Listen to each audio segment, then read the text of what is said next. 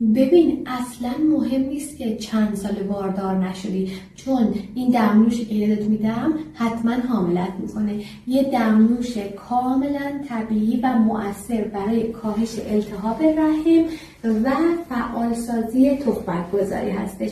این دمنوش کمک میکنه که سیکل‌های قاعدگی تنظیم بشه، دردهای زیر شکمید کاهش پیدا کنه و به باز شدن جریان خون تخمدان کمک میکنه.